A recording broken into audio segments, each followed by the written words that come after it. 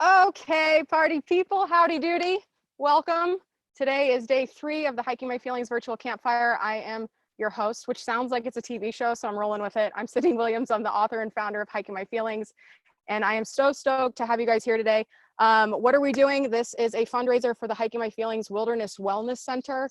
And before I get started with my reading today, I can't wait any longer to show you these pictures. So over the course of like our time together tonight, I'm going to give you like these peeks of the renderings that we've been getting from our architect who's helping us with the design for the Wilderness Wellness Center. So on the screen is phase 1. This is what we're raising money for right now. Over the course of like our time together tonight, I'm going to give you like these peeks of the, hang on. Yep, there we go. So this is phase 1.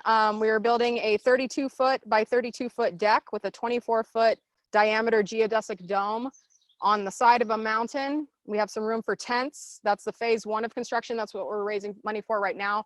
The goal for this first round of construction is $30,000. We're currently sitting around $6,400 raised. So we still got some time to go. If you're watching on YouTube, please help us out. If you've got some change to spare, we'd love to help you, help us help you. When we get this built, then we can have more people out here, we can make magic happen, and we can really make a difference in the world. So my guest tonight, I have Hannah Betts. She is a world champion skydiver, a Hollywood stunt woman, former police officer, and we are going to be talking about what it's like to be an outspoken, confident, awesome woman in male-dominated spaces, because Hannah has plenty of experience with that. We also have music coming at you live tonight from Mr. KBong from Stick Figure, and his own band, solo career, KBong. We are so stoked to have him here. He came and hung out with us at the Reggae Ranch this weekend, so we're going to talk a little bit about his connection to nature, how it helps him with his creative process, and then he's going to literally jam by the fire with us. What? You're welcome. And we have Sara Funches, who I met on our Fort Worth tour stop in Texas, because The Movement, another favorite band of mine, reposted one of our posts where I was talking about how I put their album on repeat while I was writing this book, and got into flow state super fast. So when they reposted that, I was able to connect with Sara at our tour stop, because she was like, oh, she's like in my town right now. So we've got great guests for you tonight. Tonight, I'm going to be reading chapter 2. Last night I read chapter 1. And if you weren't here with us last night, chapter 1 was called You Only Get So Many Sunsets. It was about all the stuff that happened in 2014. With the death of my friend Chris. He was a US Army veteran who committed suicide. My uncle Mike died of brain cancer. My best friend Adam died on a base jump in Idaho. And it was just a long, hard chapter to read. I made it through. There were some tears shed. I took my time and took some deep breaths, and we got through it. And we are starting on page 41. If you're following along in the book, this is chapter 2. It's called Girl, How Did We Get Here? 2015 was a wild ride as well. After leaving my dream job and walking away from my sponsorships and ambitious goal of being a world champion skydiver, I had some unfinished business in the sport and wanted to prove that I could do this by myself without a big drop zone behind me. I wanted to know, was I really good at events, or was I riding the coattails of a sexual predator and a prestigious skydiving center? Could I sell out events that I created by myself?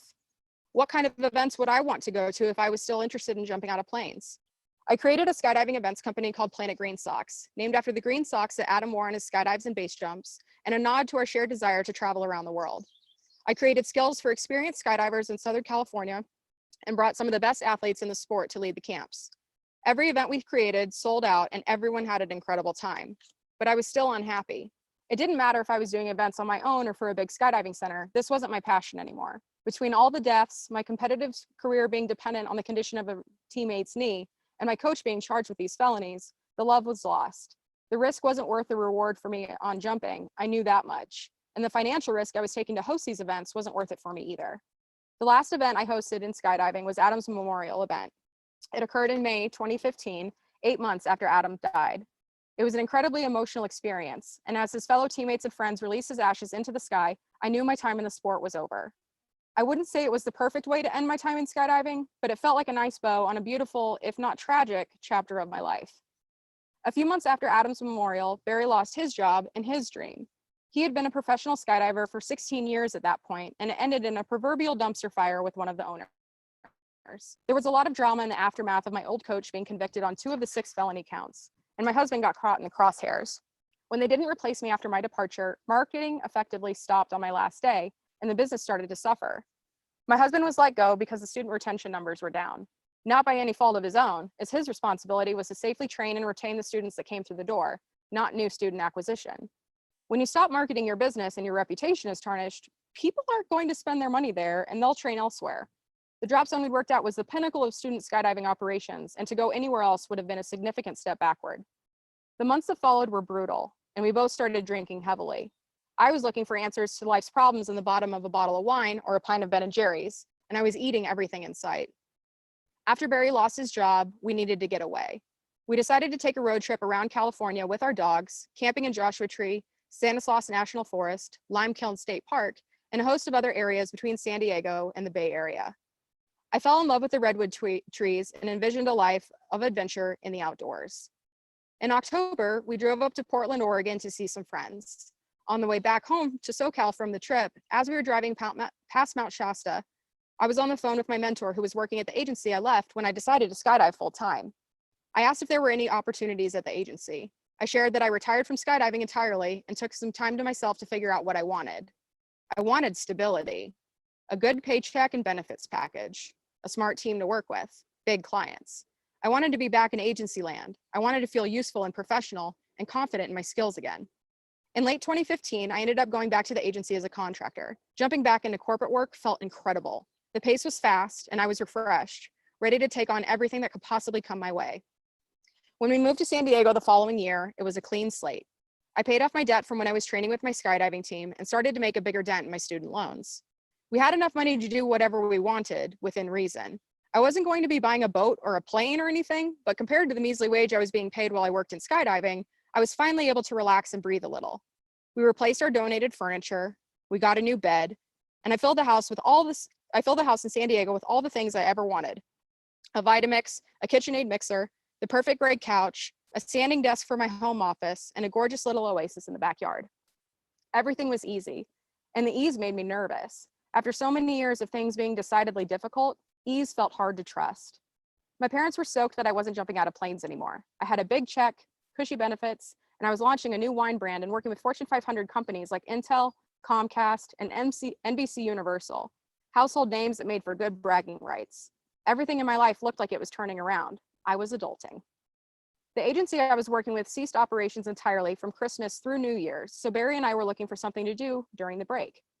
Donald Trump had just been elected president of the United States, and I was feeling fire and fury for all the issues that were springing up around that. I just needed to get away.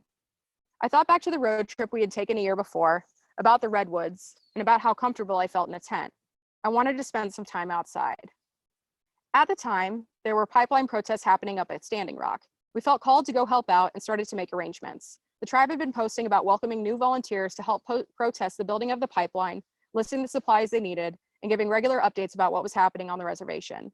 At the beginning of December, we had a quick weekend camp out in Joshua Tree with some friends. I had fallen in love with the desert and needed to clear my head. After 2 nights in the wilderness with no cell reception, away from all the news and notifications, I felt a bit more human. When we got home, the folks at Standing Rock were asking anyone who was planning on coming to please stay home. They had an abundance of boots on the ground and the weather was starting to turn. So we turned to the trusty internet. Given how much I like camping and day hikes, Barry asked if I wanted to go on a backpacking trip. I was nervous, but excited. I remember Adam telling me about his desire to hike the Pacific Crest Trail and started getting excited about doing a shorter version of a long distance hike. We were looking for something that we could do in a week, a good entry-level distance for someone who hasn't done more than 1 day of hiking in a row. And if it was local to Southern California, even better. A few Google searches later, we found the Trans-Catalina Trail. This was a point-to-point hike, 38.5 miles across Catalina Island, right off the coast of Los Angeles. We watched some YouTube videos and read some blog posts of folks who had completed this through hike, and we were enamored by the ocean views, remote backcountry, and beach campsites. We booked the trip and started making a list of gear I needed to get, as I had never been backpacking before. After doing a bunch of research, we had a great starter list. I wanted to go somewhere where I could try everything on, see how it fit, and feel confident in what I'm purchasing before I invest a significant amount of money into this equipment.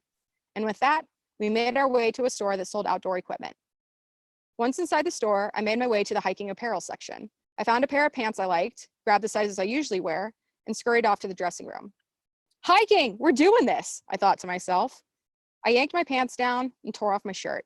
I'm gonna hike across Catalina Island. I took the pants off the hanger and slid the moisture wicking fabric over my right leg. Ooh, these are nice, I thought as I pulled on the other pant leg. Uh-oh. I couldn't pull the pants all the way up, and there was exactly 0% chance that I'd be able to button them if I did. Maybe outdoor gear is sized differently. I took off the tight pants and put my own pants back on. As I was pulling up my flowy pants with an elastic waistband, I had a flashback to the first time I remembered caring about size on clothes. My freshman year of high school, trying on cheerleading uniforms. It was so vivid, I felt like I was time traveling and was actually my freshman year self back in the locker room trying on my uniform. If this was a movie, this is the part where like it fades, right? Like Mirage, and then Sydney is here, ready to rock her cheerleading uniform freshman year. As I walked through the halls after school, making my way to cheerleading practice, I was so excited. Today was uniform fitting day. I did it. After years of cheering for Pop Warner football, taking gymnastics classes, and practicing very hard, I was a high school cheerleader. One of the reasons I was so excited was simply the uniform itself. The high school uniforms had sparkly gold metallic accents instead of the mustard yellow accents we had on our uniforms when we cheered for Pop Warner football as kids. Now, we were bright and shiny and sparkly. Our palms had gold metallic in them too. No more of that trash bag material, these were real palms. The uniform fitting days were set up like an assembly line with all of the uniform components stacked in piles by size. The first size I tried on was too small. There was an eye roll and an exasperation in the coach's face as I came back for a bigger size. I remember her handing me a size 9 skirt, and I started comparing. The other girls were wearing smaller sizes, much smaller. My world wasn't shattered. I didn't have some Hollywood-worthy meltdown, but standing in front of the mirror in my size 9 skirt, I pulled my signature get smaller move. I stood up on my tiptoes and sucked in, holding my breath, seeing what I would look like if I were thinner. Like many moments over the course of my life, I saw my thinner body and longed to appear smaller.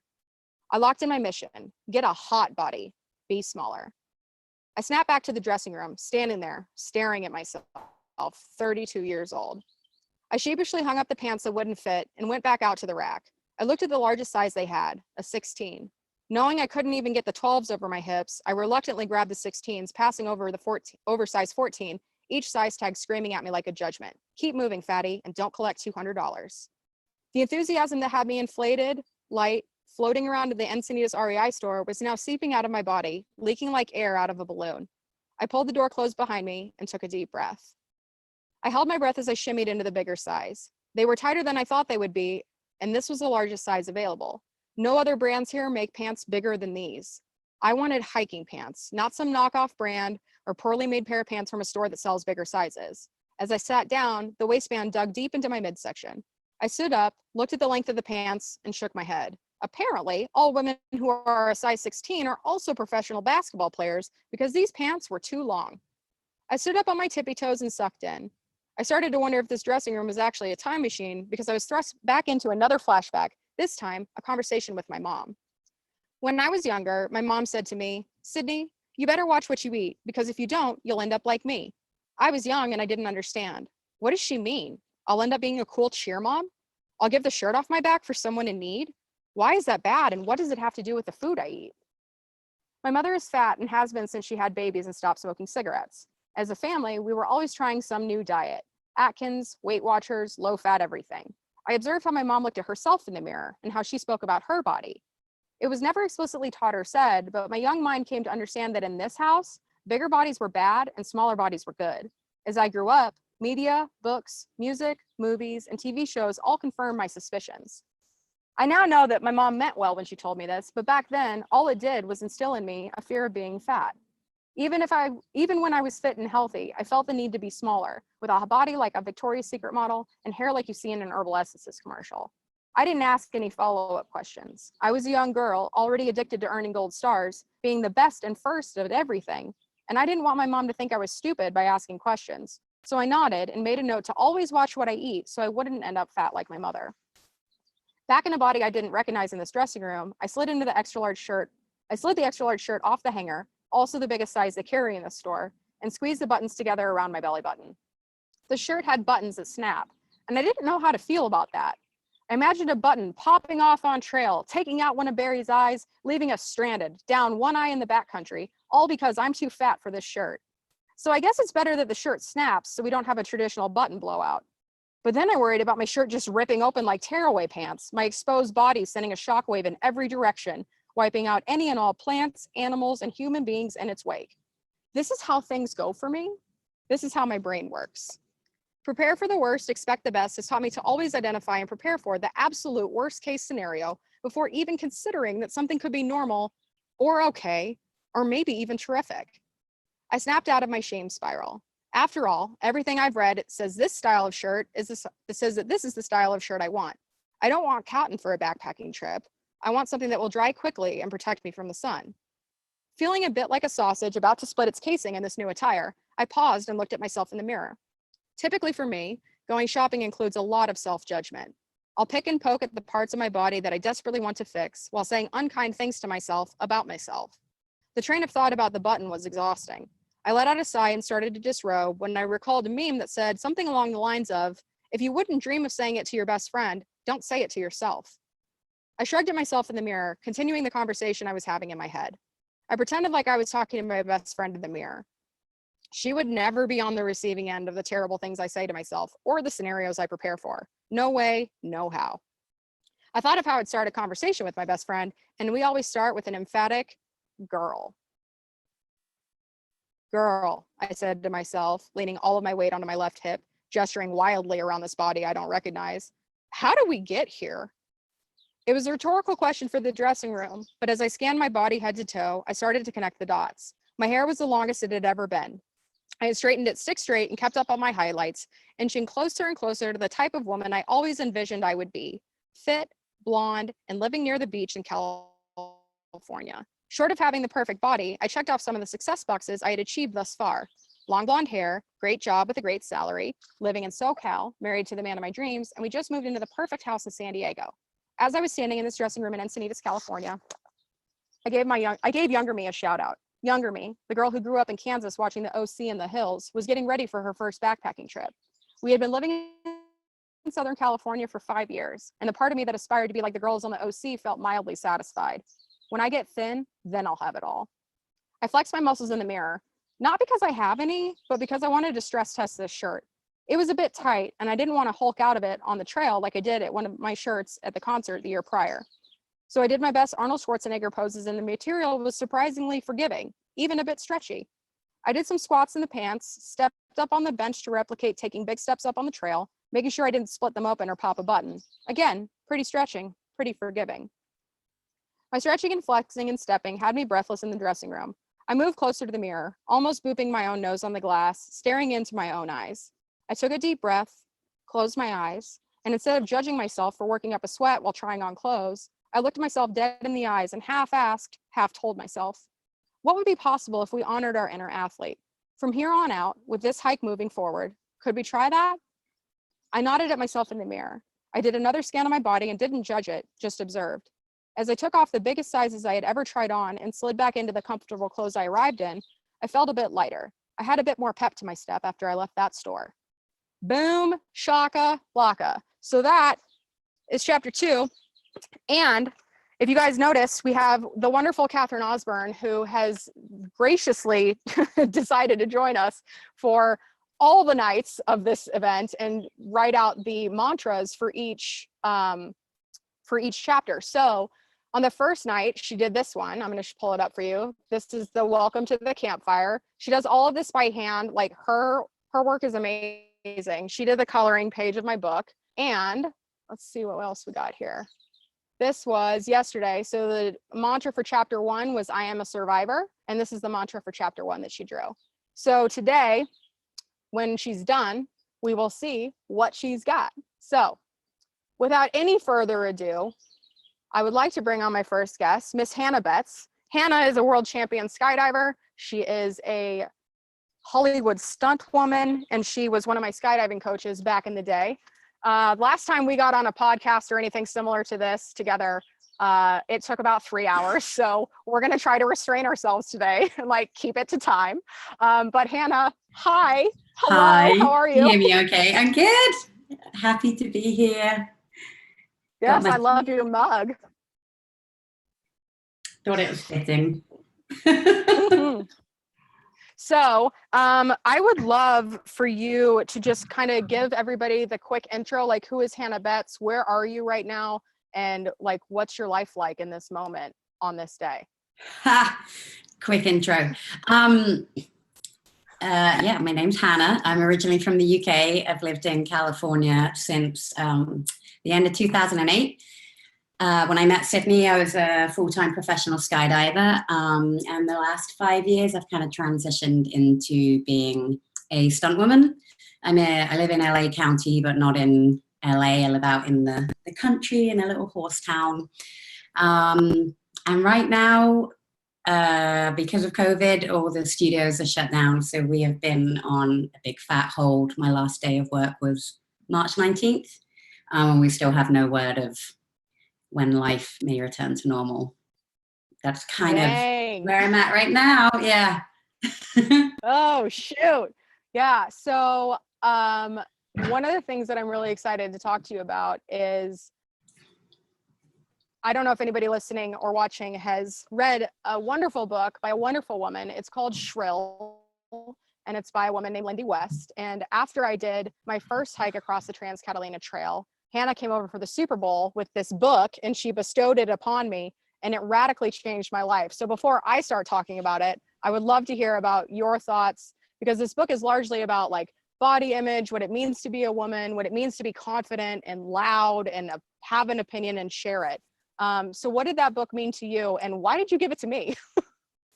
Do you know, it's so weird. There's like a segue to this when, you know, you look back on things and you're like, why did I do that? I remember at the time it just feeling very, very organic, you know, and It's just one of those things where it all, you know, whenever we ever watch Super Bowl together, like that's weird in the first instance. And just, you know, all the stars obviously aligned and it was meant to be. But I'm sure like Shrill popped up on my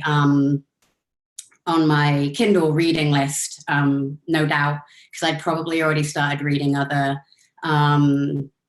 issues potentially on like eating disorders and body images, because I struggled with binge eating and kind of like yo-yo starvation for a while, and I was obviously on the start of the getting to the bottom of that healing process. And so Shrill came up, and I just remember reading it and thinking, oh, this sounds fascinating. And it was about a woman who just really started to identify as and fat and started to own it. I was very aware at the time, like I was normal size and people wouldn't consider me fat, but I just, her attitude of owning who she is and all her flaws and kind of inconsistencies, I just found really fascinating. And I know you were going through some stuff at the time, and I could see that your body was changing and that you didn't quite know why. It's not that you were uncomfortable with it, but I think you were going through a bit of an identity crisis because lots of things were going on. And it wasn't just about the size or the weight. It was an incredible book about confidence and being a woman and just so many things that cut down to the key of it that had nothing to do with your body size. And I just remember thinking, God, Sydney would get so much out of this book too. So I just grabbed it and gave it to you. I love it. Yeah. And I think, and there's so many ways that I want to go with this. So I think let's rewind. I just found out that my skydiving coach was arrested after the biggest event of the year that I had ever thrown ever, after the worst year of my life. I found out that my skydiving coach was arrested on 6 felony counts for sexually assaulting a 14-year-old girl. Yeah. And I gave my notice within days of finding out. Which was amazing. And yeah, and at the time, the thing that was so interesting, and like looking back when we talk about like why do you have these like really strong reactions to things, at that time I didn't even consider my history with sexual assault. Like it was cooking in the back of my head, but I hadn't formally said that out loud to anybody yet. In fact, it would be another 3 years before I ever told anyone. Right. But I distinctly remember sitting out in front of the place where I worked in my car on the phone with you. And I was just telling you like all the things that this man had ever said to me while I was training with him. And one by one, you went down this list and you're like, stop right there. That's not okay. Here's why. That's not okay. Here's why. Like how lucky was I to have somebody like you in my life to correct the stories I was telling myself? Because this coach told me that I would never be a world champion skydiver if I weighed more than 130 pounds. I would never go anywhere in my skydiving career if I had more than 17% body fat. Like, he handed me a book called Burn the Fat, Feed the Muscle, and was like, here, go do this so you can be a champion. And as somebody who is a champion, go. Can I swear? Can I swear on this or not? Sure. What's the swearing policy? Are we okay? To a minimum. I will try and consciously not do it. I was just, yeah. Yeah, and you know what's really interesting about that phone conversation, and I don't say this to belittle the story and the impact that it made you. I remember specifically you and I talking. I remember it being significant. I remember the sound of the planes in the background. I remember you were in the car, but I don't remember exactly what we talked about. You know, that's so crazy, is I remember everything that I was saying was true and significant, and I meant it, and it was sincere. But it's really funny how sometimes when you have conversations with people that you just consider to be like a kind of normal day-to-day thing, and the impact that it has on other people. And I started realizing that over the years. Sometimes it's not when you're desperately trying to get some information or make them see your views, when you just said something and it's just sat with them. I think it's just something we all need to remember, that we never know when we're talking to someone how we can really shift people. And, you know, people have done it to me as well. And they don't even remember the conversation. I'm like, you don't remember that? It, like, made my life go 180 degrees different. But I just think sometimes those are the most poignant things. But yeah, I remember being appalled that all these things were being said to you, because you hadn't really said that to me before. He'd been gaslighting you, and this character who now, when we step back and look at it, was just incredibly manipulative and not a pleasant person. And he was very classically sneaky at it, in the way that those kind of people are. And you get duped, even though there's kind of red flags. They're just so clever that you can't kind of grab hold of them and say exactly what they are. You just have this warning thing going off in the side of your head all the time. And that's something to pay attention to now that we understand it more. You recognize it in so many other people with similar qualities. Well, and that's the thing, is like, one of the things that I didn't realize when I was in it and when we were going through all that, but that I came to realize, like, as I was writing the book, because I'm trying to describe who this person was to me. I was like, not only was he my skydiving coach, he was on my team. So I flew with him, which means I inherently trusted him with some parts of my life and my safety. And he was my coach, so I trusted him to make calls about safety, whether it was weather or just everybody's energy levels or whatever the case may be. He also signed my paychecks. So, like, when we talk about power and how it's misappropriated and how these kinds of things can happen, and especially when women are in situations with men that hold positions of power, it compound, like, not only are they sneaky and really good at it, but when you start adding these layers of complexity, like, what was I supposed to do? It was classic. It was classic, and that's how they work. They get control, they get financial control, they get all the control, and then start the little process of chipping away at you until you don't even know who you are. I mean, I just remember the ridiculousness of him defining you and your skydiving ability by a number on the scale that was also completely unrealistic anyway. It's such a classic dude thing to say 130 pounds. It's like some of the slimmest, most fit women, like all of us were between 130 and 140 pounds. And when we were doing, like, under 130 pounds would have felt too light for our team, because we would have been wispy and not, it infuriates me to think about what he was doing to you rather than just focusing on your flying ability. But we could talk about that for hours. It's just a classic manipulation tactic of people trying to define you by unrealistic terms that they don't know anything about either. Yeah. So I know you've been in male dominated industries, professions for, like, all of your career, right? Like, tell us about, like, that, and just, like, tell us about your career history and what that's been like, because I don't know anybody who has done as much, like, man-oriented stuff as you, and especially at such a high elite level too, when it comes to, like, competition and stunts and stuff like that. Right. Yeah, it's weird, and it's funny because I crave female company so much, and I love women, and I keep finding myself freaking places with all these dudes. It's changing slowly, which is great. I guess I sort of, I've had lots of little mini careers. Some of being starting out as kind of an outdoor sports instructor, male dominated. And we did a lot of, actually we did a lot of sports psychology in that course, and something stuck with me, one piece that I think was actually really influential when we were learning about the difference between how men and women learn. I want to be very careful about how I talk about that category, but generally in terms of male strength, they have 20% more muscle than us, and they are stronger. And they were talking about picking up really heavy canoes and the learning process, and that typically the bigger men could use a terrible technique but still end up with a canoe on their shoulder where it's supposed to be, but have done it completely wrong, but the end result is it's on the shoulder. And a woman could use a poor technique, but the canoe doesn't end up on her shoulder. She's quote unquote failed. And it really stuck with me just about the importance of technique, and the importance that how men can, stronger people, typically male, can get away with stuff and look more competent, even though they're doing it completely wrong, but the end result looks better. Does that make sense? And it's really funny. I don't remember anything about that 2-year associate's degree, but I remember that. I think it stuck with me a little bit in regards to not being, and then I was a police officer for 5 years, like full on emergency response police officer, before I ended up on a skydiving team. And then I ended up as a skydiving instructor. And then I ended up working with military contracts in skydiving, as in lead instructors with giant Navy SEALs and special forces guys, which is weird too. And then I ended up as a stunt woman. So yeah, I've been around pretty much majorly male environments a lot.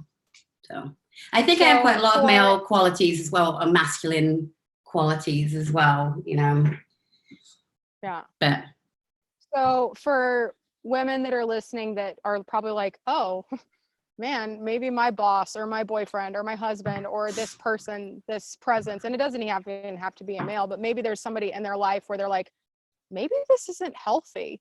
Like, what's a good way to start having that conversation with yourself? And then how do you start to move out of and away from those kinds of toxic environments? Right. I think some of the biggest flags for me, and it still happens to me, because specifically older generation men who have been in an environment are still very good at subconsciously talking down to you or telling you what you should or shouldn't be thinking or doing, etc.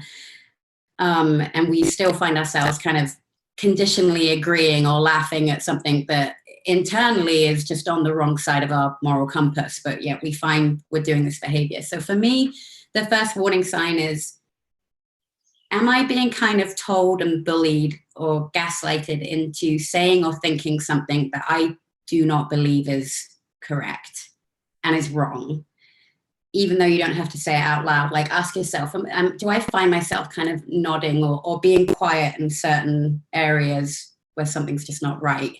And do I not feel heard? And if those two things are happening on a consistent basis and you try to fix it and it's still not happening, for me, those are the biggies. And I am sure a lot of us are all nodding and been in relationships where we're like, oh God, yes. Like, I've been in them with exes and bosses and co-workers. And it's learning how to find our voice and not thinking that we have to appease those people to be likable or respected. And we don't have to be respected or liked either by people that don't sit on the right side of where your moral values are. That's okay. Not everybody, if everybody loves you and everybody thinks you're awesome, you're bullshitting someone somewhere, for sure. I love that. It's so true though. And that's one of those things, like, not so much with relationships, but also like kind of related. This idea of when you're in a relationship and you're being quiet and you find yourself like stuffing down your opinions because you don't want to like rock the boat or whatever.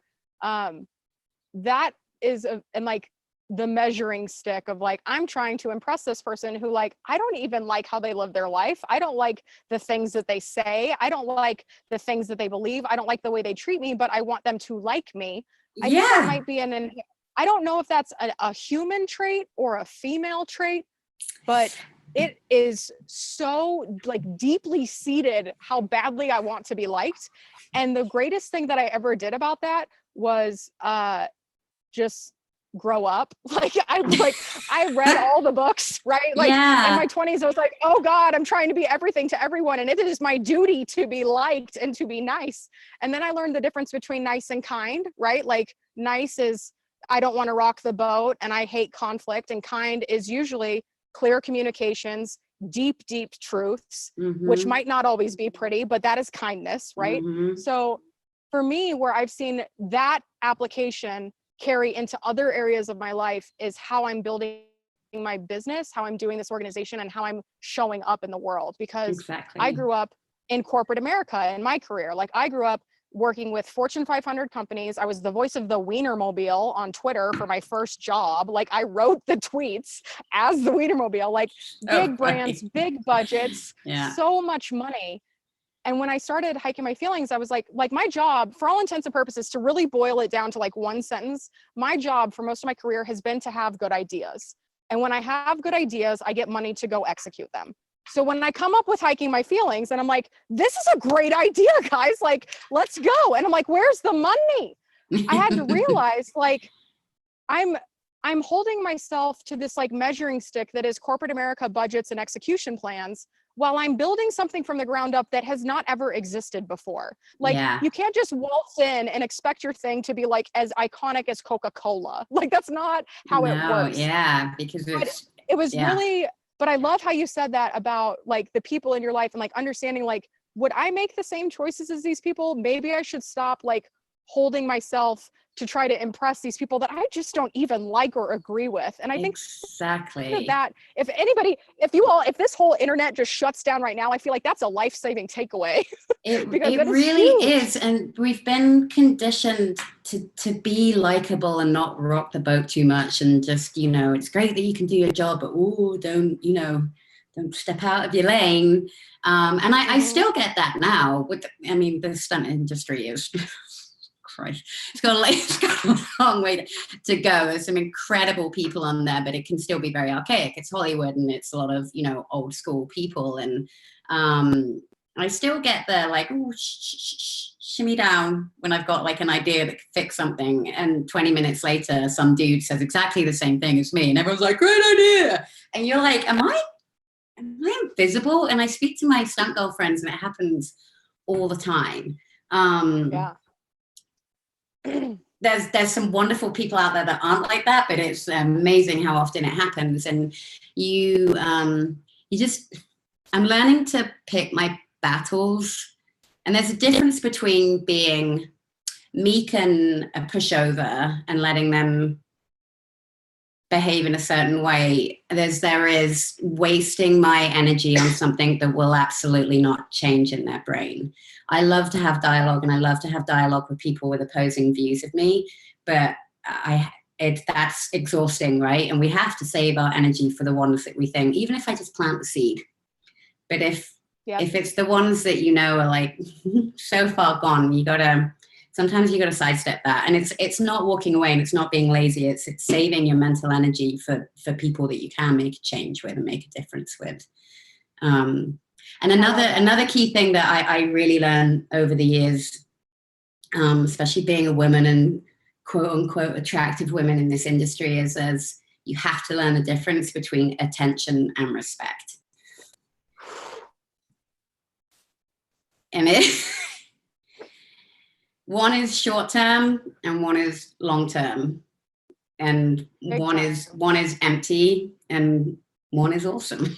So, Yeah, very much so. And I think if we I'm all about connecting the dots backwards, like looking back on our life and be like, how'd I get here? What's happening?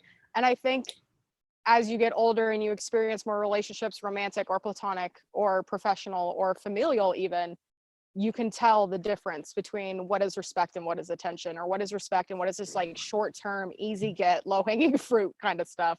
Yeah. So for anybody that's watching that is thinking like, oh, maybe I've been the person that heard an idea, didn't celebrate the person who had the idea, and then I just kind of regurgitated it as if it were my own.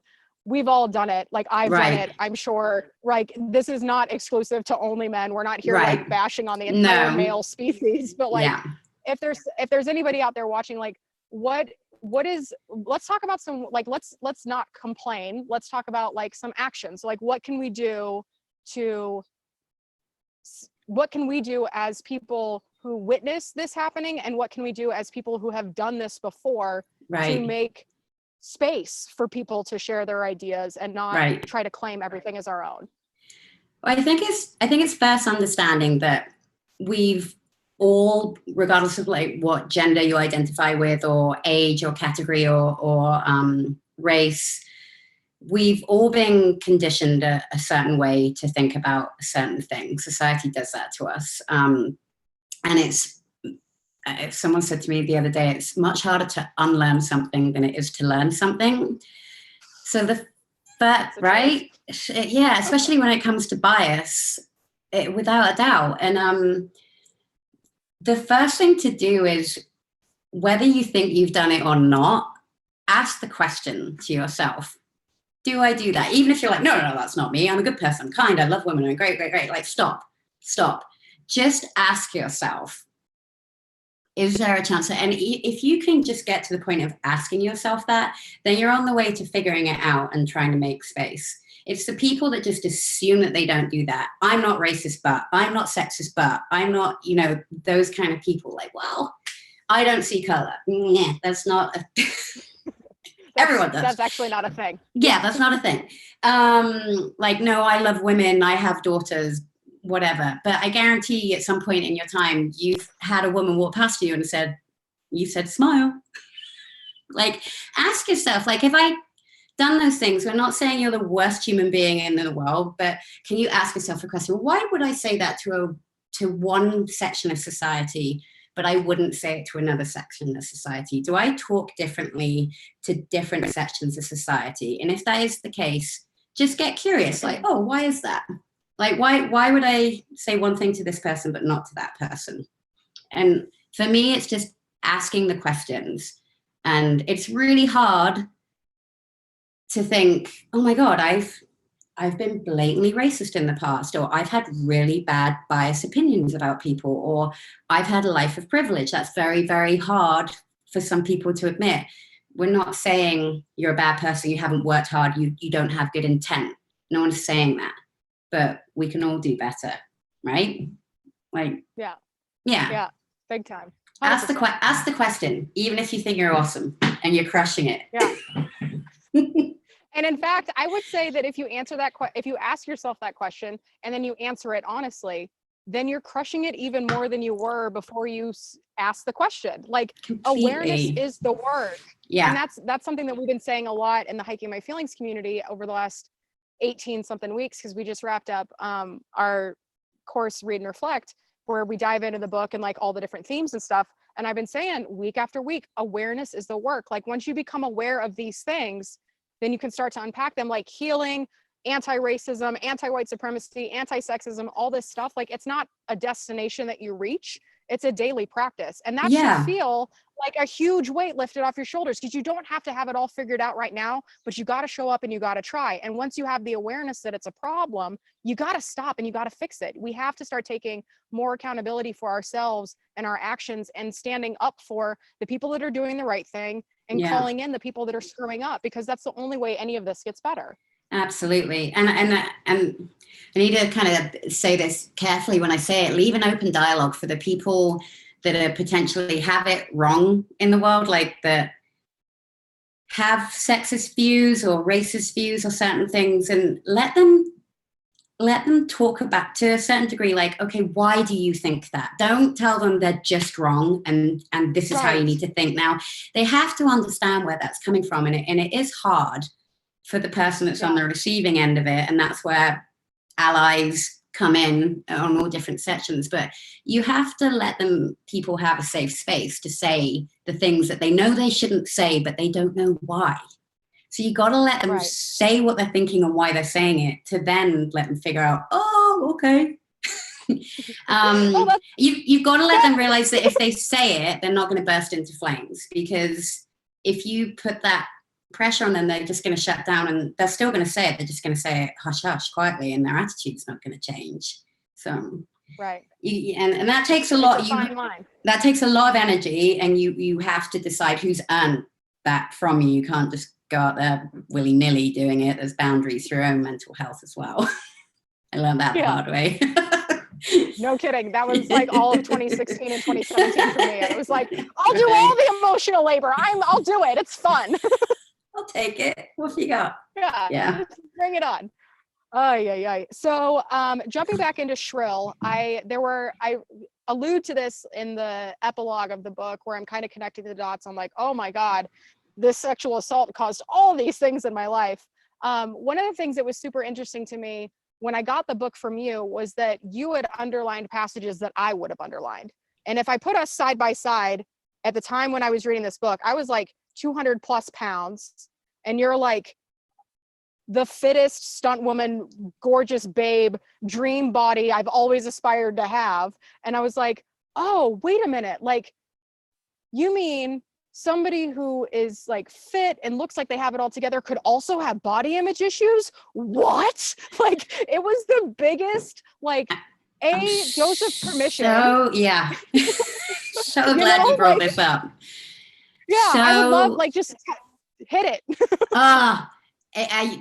I smiled so much when I read that, because it made me laugh, because not in a dismissive way, because we've all done it. The comparison is the killer of joy and creativity.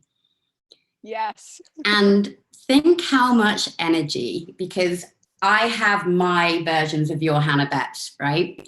That I have spent so much of my energy and time and brain power wasting on thinking about what these people have and can do that I am not. As opposed to like focusing on my own shit. And then I eventually get to meet these people and find out they're like all kinds of messed up as well. And I'm like, I spent all my time like idolizing you rather than working out what was going on in my head. And there's this whole cycle. Every woman has this other person that they're like, oh, if I could just be like them. Like, no, we all have something to contribute. Everybody has something so important to contribute.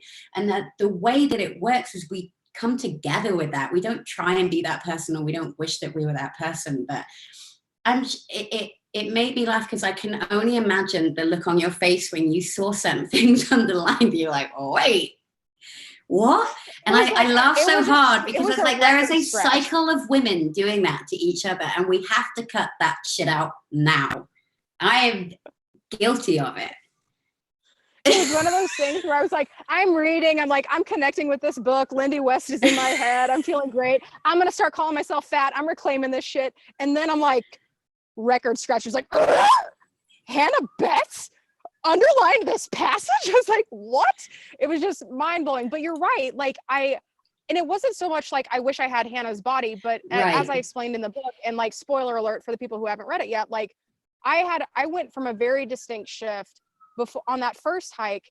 Like, in the chapter that comes after the one I read today, I realized, oh my God, like, I was scrolling through social media. This was like early 2016. I'm scrolling through social media, and like, everything makes me feel like crap about myself, right? Like, it's all these posts telling me like, I need to buy this, I need to wear this, I need to like this, I should listen to this, I should do this if I want to be worthy in society, if I want to get more likes, if I want to get more followers, all these vain metrics that don't matter.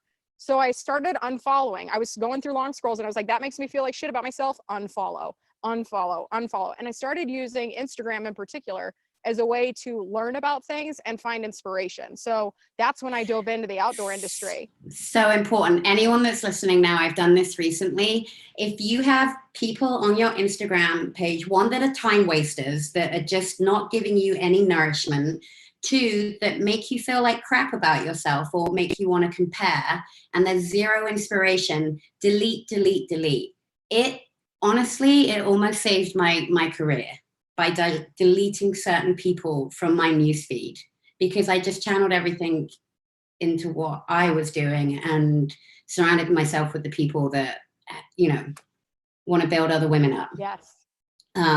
It's such an important takeaway. And I was like, when I was reading that part of your book, I was like, yes, exactly. Yeah. So like early 2016, I'm like, unfollow. And by the time I got to Catalina Island the first time, I didn't hate my body.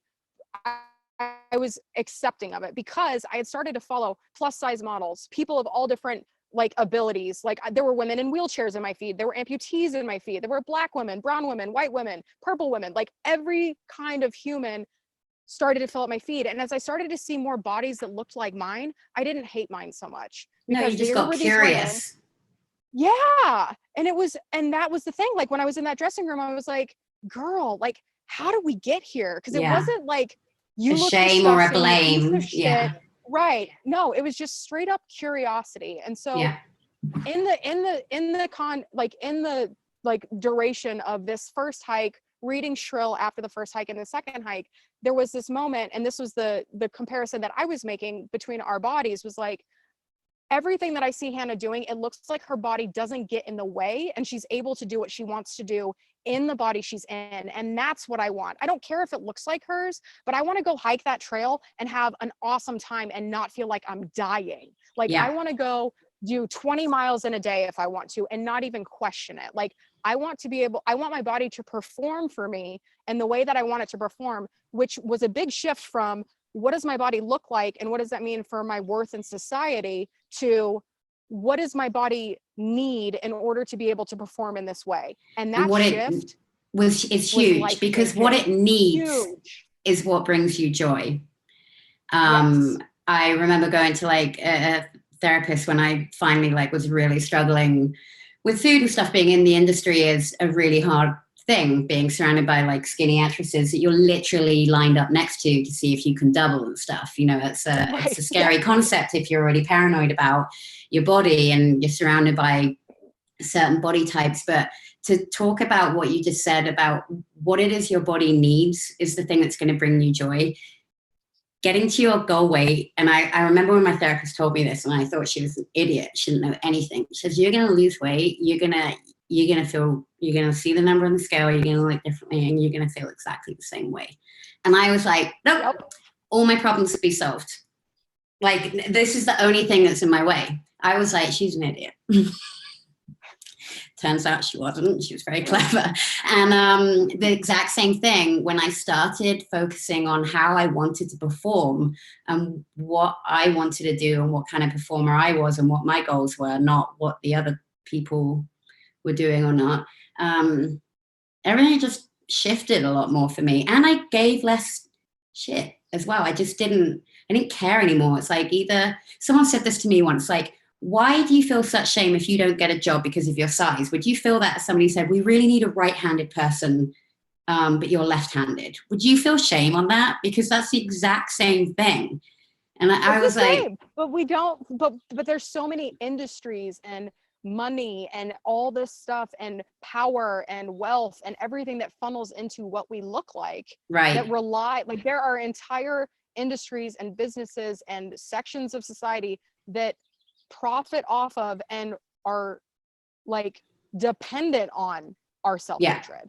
And it's disgusting. You have to not buy into that feed, because they're money-making machines. And so things like unfollowing all that stuff that makes you feel crap, or those magazines that are just hideous that pick apart women, just get rid of them in your life. You'll feel such a big weight come off your shoulder. Like, seriously, is that what we're going to spend our time worrying about? How ridiculous.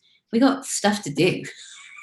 We have worlds to change. Right? Like, what do you want on your gravestone? Like, here lies Karen. She finally became 125 pounds. Or here lies Karen. She changed the lives of a shit ton of people. You know what I mean? Like, it's no brainer when you think about it in the long term. It's just, we get fed it all the time.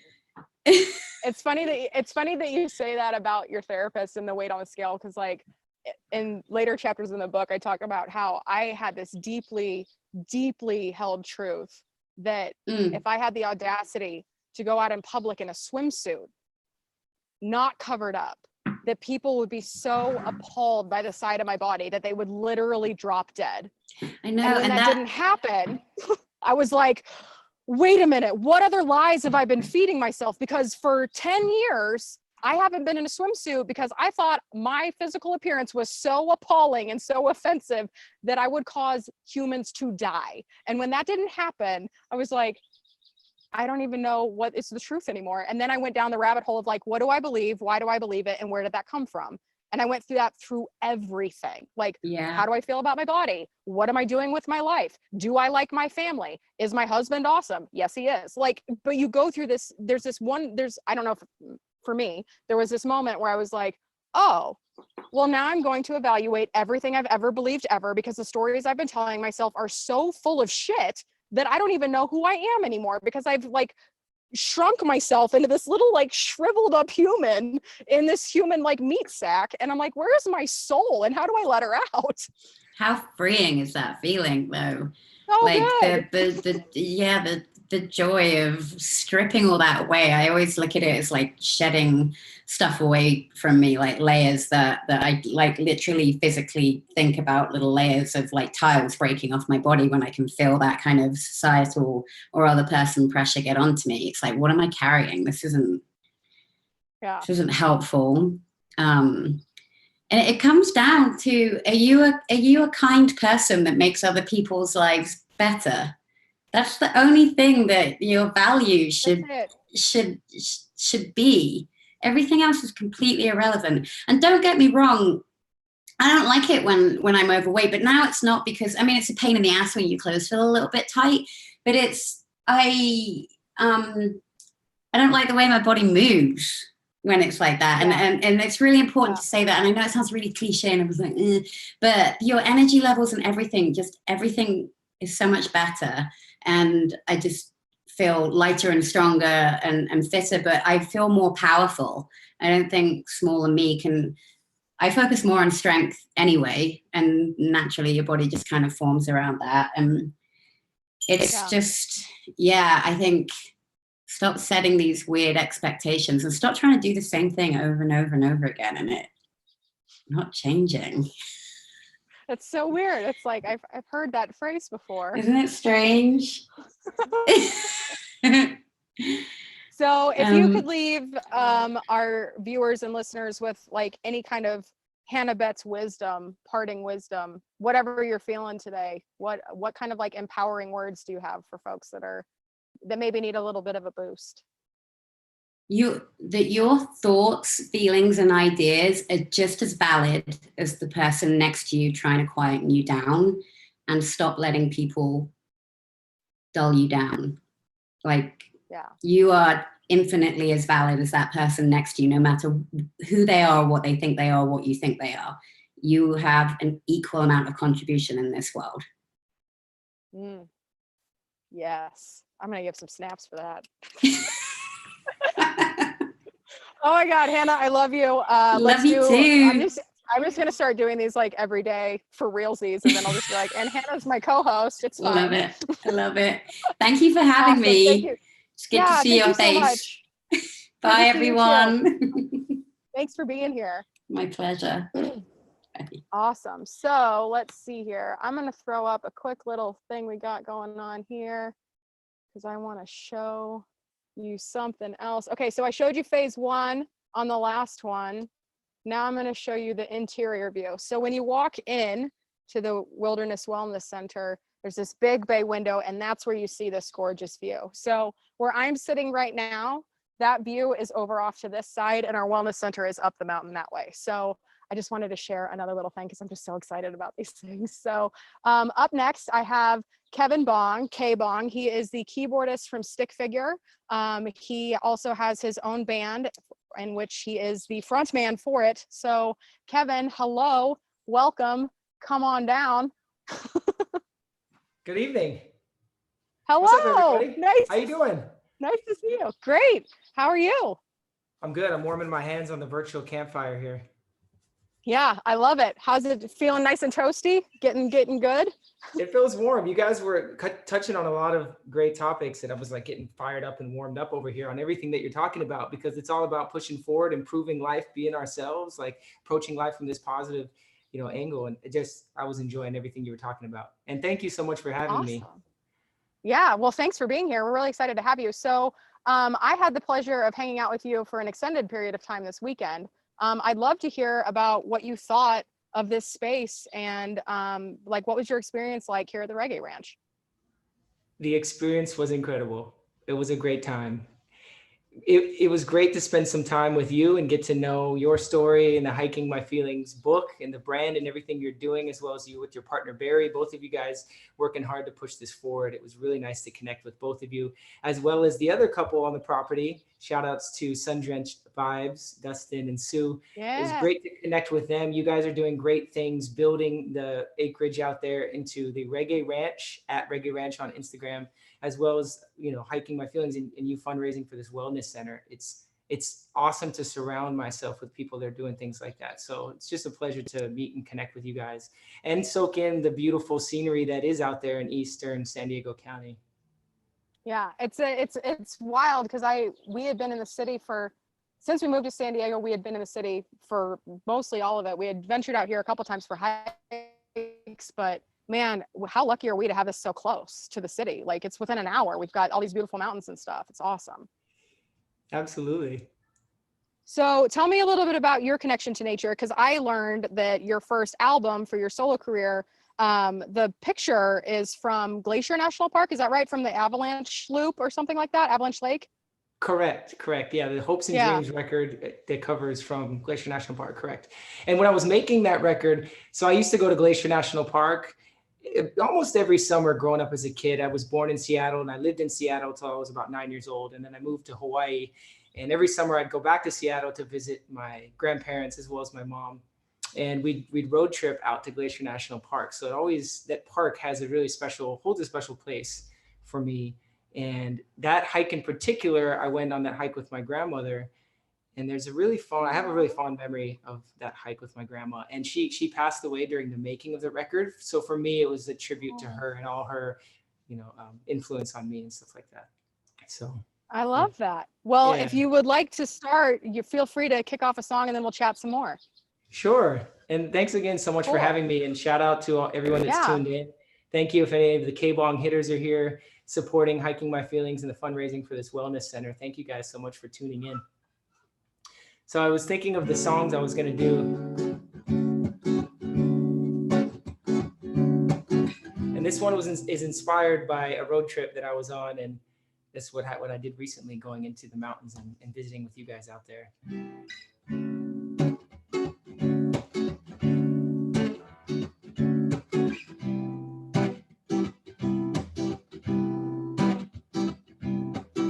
The glowing sun ignites the trees on the hillside. Winding down this road, going for a long drive. Let's take a break from everything that we know. The wheels keep on turning, take us through the unknown. Leave our fears and doubts back where we started. Feels like I've been dreaming ever since we departed. Keep the faith, believe what's down inside. I want to strive to thrive for as long as I'm alive. I feel the sun is shining down my face. Something familiar leads me back to that place. Every day an opportunity for us to make it. Feeling good about the ones that we are taking. Yes, bless the world with no stress. And can I imagine nothing less. Indeed, the need for us to be supreme and plant the seeds to follow our dreams to be anything we wanna in life. And no matter where you were brought up in life, and take it all in. Let's put our best foot forward. Now's the time. This is our calling. I'll pick you up when you need a ride. When we're together, we'll be alright. Let's get lost with the passing of time.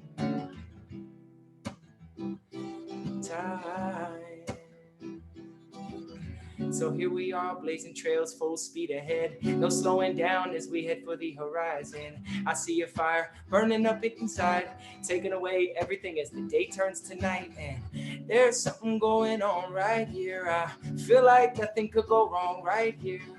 Cause all around the world there could be places and many different faces that I could be facing. But I never needed that, I never wanted that. Cause you're the only one that I wanna be looking at. Let's put a song on so we could sing along, and we'll drift away into the ambiance. I'll pick you up when you need a ride. When we're together we'll be alright. Let's get lost with the passing of time.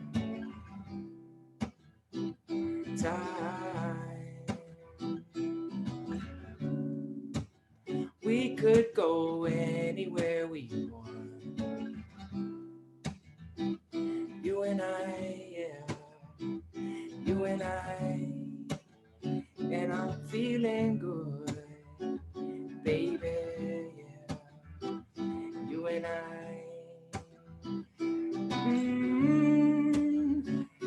Yeah, let's climb, let's hike. Yo, let's head out to the wilderness sometime, yeah. Eastern San Diego County up the mountain, hiking all these feelings with all of my friends. And welcome to this virtual campfire. I'm glad you're all here, such a desire. Perform and play this music, yeah. Do what we want in life, that's what we choose. And having fun, embracing all the positivity. Check it out, all my people must be free. And I'll pick you up when you need a ride. When we're together, we'll be alright. Welcome to the virtual campfire.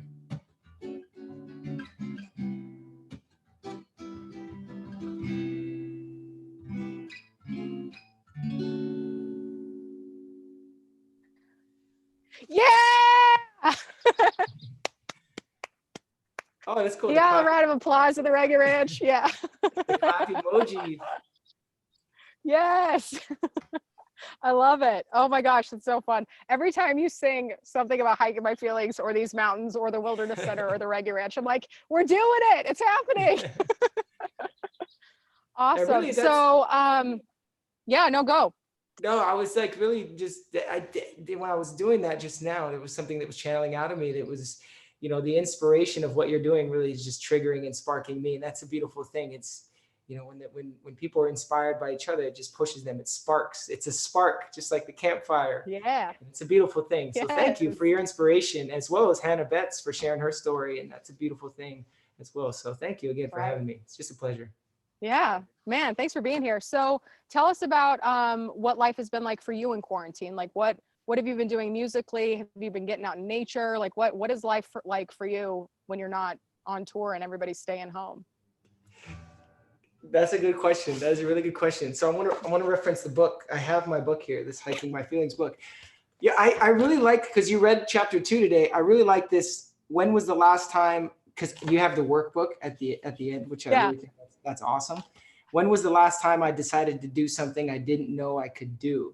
So on that same tip, because I really like that question, on that same tip, with everything that's gone on with this curveball that's been thrown at us with this lockdown, I've been doing a lot of things that I didn't know I could do. I just didn't have the time for it. And I've seen a lot of people do it. We didn't have the time for it, or we didn't know we could do it. We didn't actually sit down and watch that like hour YouTube tutorial to learn it.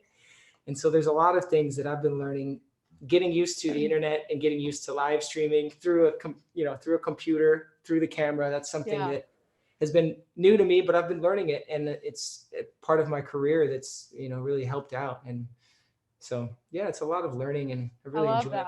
Really enjoyed it. Yeah. We were just adapting. Yeah. Well, and us too, like because we were a week into our 2020 tour.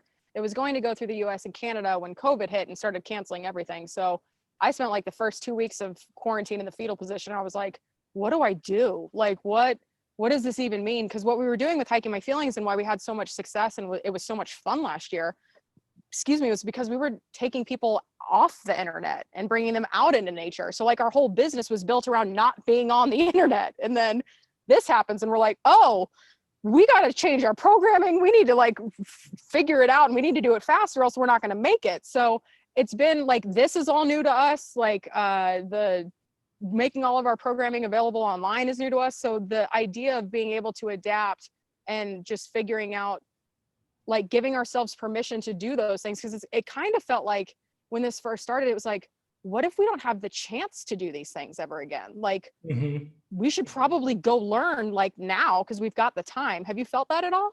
Absolutely. And I feel that when we do start returning to, you know, whatever it is that we kind of get out and we start to things start opening back up, we'll have learned this and it'll just be that much more valuable when we go into the next chapter of things opening up or, you know, returning to sort of normalcy. You know, I'll know how the live stream setup is. We'll know how to host these virtual campfires and it's going to be extremely useful to use these, you know, in the future. Yeah. So it's great. Absolutely. All right. Kick us off. What you got? You got another song for us? Well, I was thinking we had some requests of Jam by the Fire. Let's do it. We are here at the virtual fire and shout outs to everyone who's tuned in with us. Thanks for being here and supporting my music as well as the fundraiser for the wellness center that's being built out in San Diego County at Reggae Ranch. Who wants to jam by the fire?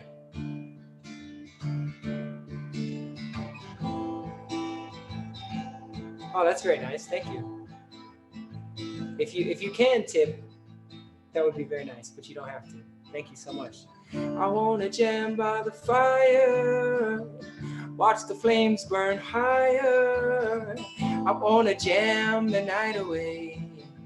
Come on, let's jam the night away. I wanna jam by the fire, watch the flames burn higher.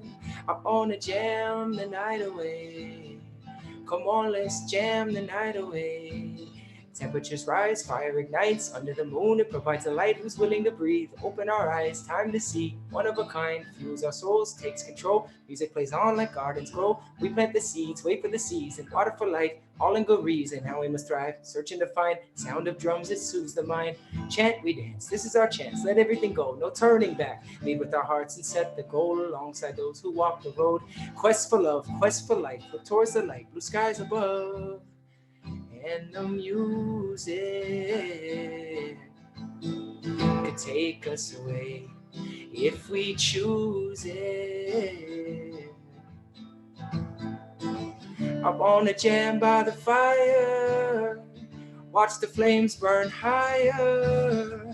I wanna jam the night away. Come on, let's jam the night away. I wanna jam by the fire, watch the flames burn higher. I wanna jam the night away.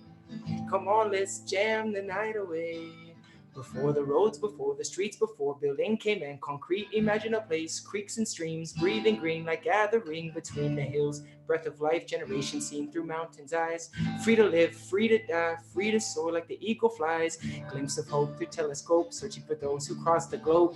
In our heart, soon the dark, at the end of the day, a brand new start. When we're gone on empty thrones, leave behind some stepping stones. Watch the bone turn to dust, the universe is balanced. And the music could take us away if we choose it. I wanna jam by the fire, watch the flames burn higher. I wanna jam the night away. Come on, let's jam the night away. I wanna jam by the fire, watch the flames burn higher. I wanna jam the night away. Come on, let's jam the night away. Thanks so much, everybody, for tuning in. You guys are amazing. You guys are awesome. It's nice to be here with y'all on this virtual campfire. This is so nice. You guys are supporting a great cause with at Reggae Ranch, at Hiking My Feelings. Shout out to you, Sydney. Thanks so much for having me here. Ooh, yeah. One more chorus. Let's sing it together. I wanna jam by the fire, watch the flames burn higher. I wanna jam the night away. Come on, let's jam the night away. I wanna jam by the fire, watch the flames burn higher. I wanna jam the night away. Come on, let's jam the night away. It's the season. You can really feel it warming up as we get closer to summer. All the bonfires in the backyards.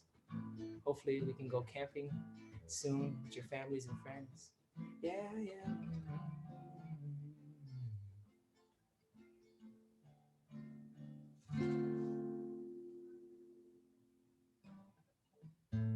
Yeah, he did. Oh, this is so much fun. This is so much fun. I really, I'm sure everybody else is round of applauding too. thank you guys. Thanks everybody for tuning in. I'm really, during these songs, I'm really like picturing the fire scene and everybody sitting around it and the shadows that happen when the flames are flashing off, you know, everyone's face, or the surroundings of the trees with the stars above. Just envisioning that, and it's really nice. I'm dying to know, like, where were you when this song came to you? What was it like to write it? Were you actually by a fire? Because when I heard it the first time, you released that album on the day that I booked my first speaking tour. I don't know if I told you this story when you were here, but I wrote about it on Instagram today because I was thinking about it. I was like, when did that album come out? And it was the day that I got my first tour booked. It was only 3 dates. It was with REI stores here in Southern California. And I went to an Expendables show. I met Natalie Rise that night. This album came out. Like, it was a crazy day. Nice. But I heard that song, and we were driving to Sequoia National Forest in, like, I think it was in like January after our first tour. And I was just like visualizing my perfect campfire. I was like, who would be there? Like, what does this look like? Who's going to be around it? What does it feel like? And stuff like that. So I would love to know, because like that song put me in that place. I'm dying to know like what it was like and where you were when you wrote it. I was literally in front of a campfire. A lot of my songs, Perfect. a lot of my songs stem like in the moment, you know, and there's something really special about, and I'm feeling it right now with everybody that's on this virtual campfire here. I really am feeling it. And I don't know, I feel so comfortable right now. But it's those moments where we're 100% comfortable and I have my guitar in front of me and I'm just creating. And it was in that moment where I was just, you know, people around me were having a great time. People are laughing and everybody's 100% comfortable. There's no tensions. There's no aggression. There's no nothing. It's as if we all have kind of stopped and released and put aside everything else that's going on in our lives. And so in that moment, you know, fiddling around on the guitar and stumbled on those chords and literally looking at the flames, those are the lines that came out. And a lot, that process happens for me a lot. I come up with sort of the hook or the chorus of a song or the foundation of a song in moments like that. And then I jot it down, whether it's on my phone or I write it down real quick. And then I go out and I revisit it that next week or something and finish the song. So That's awesome. And So this weekend, cool. that process happened when I came up and visited you guys this weekend. You know, I came up with like three or four new foundations for songs, which I'm really excited for. I could share a snippet of one of them too, that we could kind of. If you want to, I'd be okay with that. Well, yeah. So we were in the moment. I mean, I would love to. We were in the moment of. Yeah, we were by a fire, and we were sharing the space. You guys have that beautiful sort of like outdoor living room patio area out there, and there was the fire, and we were all kind of having fun and singing songs, and I stumbled on these chords.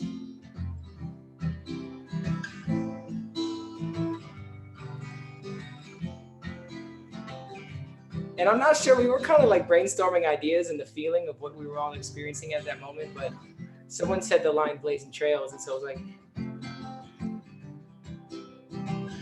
let's see if I can remember it. Yeah, we're blazing trails and I'm climbing up a mountain. We're blazing trails and I'm swimming in the sea. We're blazing trails and I'm hiking all my feelings. And I found everything within me.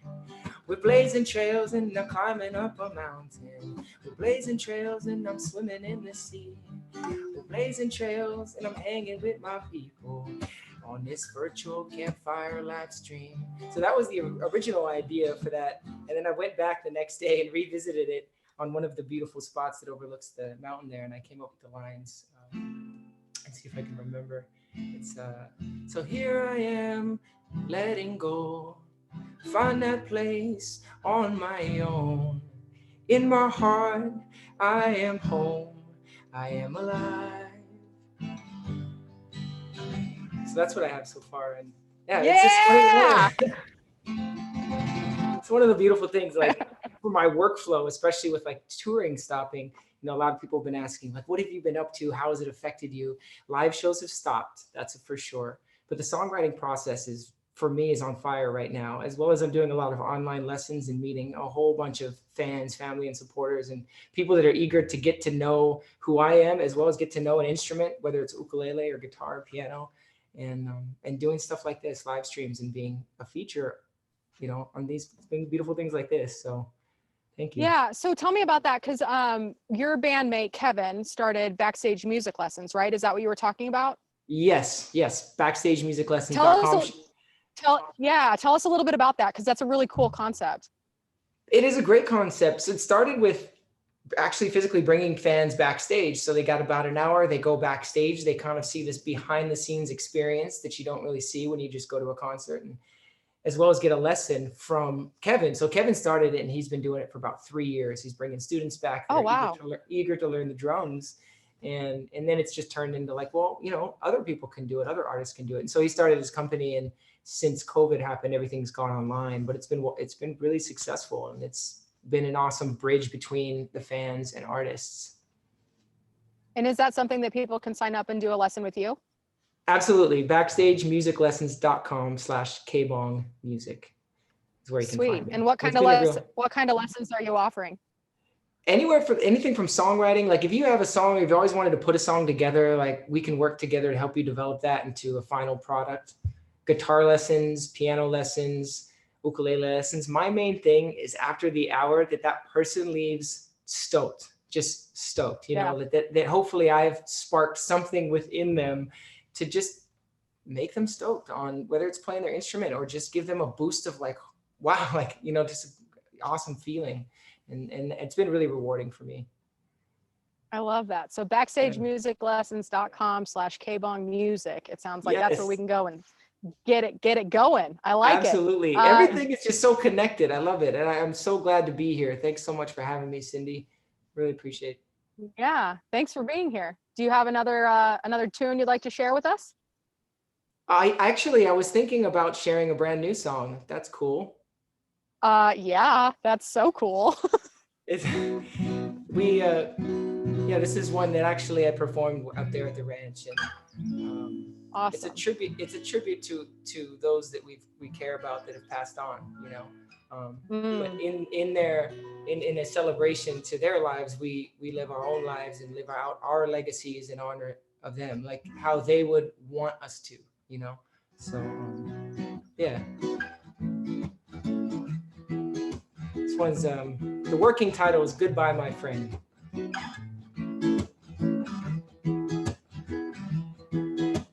Remember that spring in bloom, felt the magic month of June, and always chasing that golden sun, climbing a mountain. We were young, I sit and think about times we had and all the silly things that made you laugh. And you know I didn't want to see you go, but paradise was waiting, yeah, to take you home. And goodbye, my friend, gone too soon. The world lost a good one in you. Goodbye, my friend, gone too soon. And I'll see you on the bright side of the moon. Still remember that. I was about to go into the first verse again. Pardon me. That's why it's a new song. Verse 2 is coming up right here. Yeah. Still see your smile, bright as the stars. Always show love, you had the biggest heart. And on the weekend we tear up the town, cruising around with the windows down and singing our favorite songs. Sweet summer days, nights were long, and never forget they cannot take it away.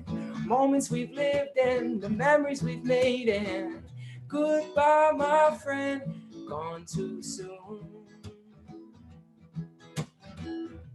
The world lost a good one in you.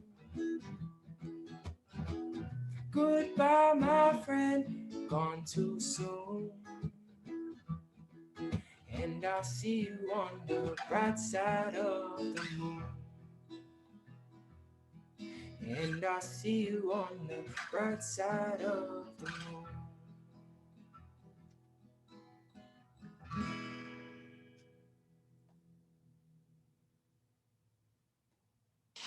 Yes, you did. Thanks so much again for So having me. This has been such a pleasure. I really appreciate it. And shout out to everybody tuning in. Can we see how many people are tuned in? I see like 41 or 45 or something. Anyways, you guys are all amazing. Is Thanks that- so much for tuning in. dang, nice. I love it. Oh my gosh, this is so great. So have you played that song for anybody before? Is this the first time like the world is going to hear it? It might be I've played it a few times on some live streams. I'm getting used Okay. to playing these songs a little bit more because the process of my next record, which is going to be produced by Johnny Cosmic. Shout out to Johnny Cosmic, who plays guitar and does vocals for Stick Figure. He's like a superman with production and everything, super talented. We are going to get a live band together and go into the studio and track the songs live. So it is in a sense of sharing these new songs.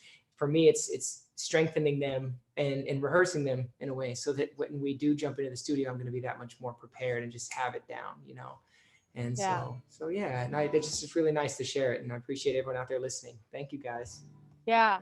Well, I love that song. I mentioned this over the weekend, but for our viewers now, yesterday was the chapter about all my friends that passed away. So that song, when you sang it up on top of the hill over here, I was just like, this is my new tune. Cause like at different phases of my life, I have this music that like helps me honor my friends that have passed that are no longer with us. And for the longest time, and it will always be one of my anthems, but Bro Hymn by Pennywise is one of those songs where I'm just like, when I need to remember my friends and I kind of want to rage about it, I crank that up as high as it'll go. And this is going to be added to my list of like when I'm feeling my friends and I want to like honor them, like, cause this is just like, this matches my vibe now. Like it's easygoing, it's lovely, it's light, it's celebratory. So thank you for sharing that with us. I really, really appreciate you being here and for sharing that song with us too. Absolutely. I can't wait till it comes into, now that you've seen it in sort of the stripped down acoustic version, you know, see the final studio version. It's always such a fun process to see from the beginning where it started to the final product. Yeah. And so what's your timeline look like for your next album? That's a good question. When COVID first happened, I was very anxious. I was like, I got to get working on this record right now. I got to get, Easy to Love You. My last KBong record came out in 2018. So I'm like, 2020, it's been 2 years. I got to work. I got to go. And since then, Johnny and I had a good discussion about like, it doesn't need to be rushed. And this is like a lesson for a lot of things in life, but we don't need to rush, So I've slowed down, and the process of like slowing down has really opened up this awesome channel of creativity. And if we had rushed into the studio and started tracking it, just the 3 or 4 songs that I started this weekend at the Reggae Ranch, those may have not have been on it. And now that those have an opportunity to go on this record. So I'm just taking my time with it. And yeah, it's been nice. And a lot of cool tidbits and ideas, melodies, lyric ideas are coming out of it. It's been fun. It's been a fun process. I love that. And I think that's a good takeaway for folks that are watching too, is like I feel like there's 2 very distinct camps when it comes to quarantine life. It's like, be productive, get it done. Or like, oh my God, I want to cry in a hole. And so to find that balance in the middle, it sounds like you found it, and we're all going to be better for it. So I'm glad that you had the opportunity to slow down and consider these kinds of things for your lyrics and for the music. So we're excited to hear it when it comes out, but no rush, because I respect your process. I love your process. I need a couple more sessions up there at Reggae Ranch. Well, let's do it. You're always welcome. You know where to find us. For sure. Thank you.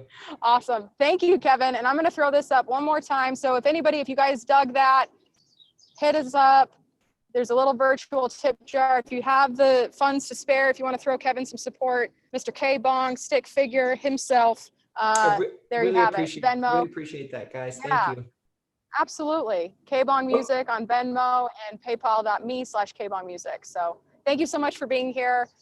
Big love. I am so excited for you, and we're just so honored to have you here and sharing music with us. So thanks for bringing your energy here. Appreciate it. Thank you so much for having me. Now it's time to finish this book. Okay, you go do that, and then you let me know how it goes. We'll work through the prompts in the back together. I love that. Appreciate it again. Thanks so much for having me. Enjoy the rest of the session, you guys. You got it. Take care. Thank you. All right. So now I'm going to show you more pictures of this insanely awesome retreat center that we're going to be building. So I showed you phase 1. I showed you the interior.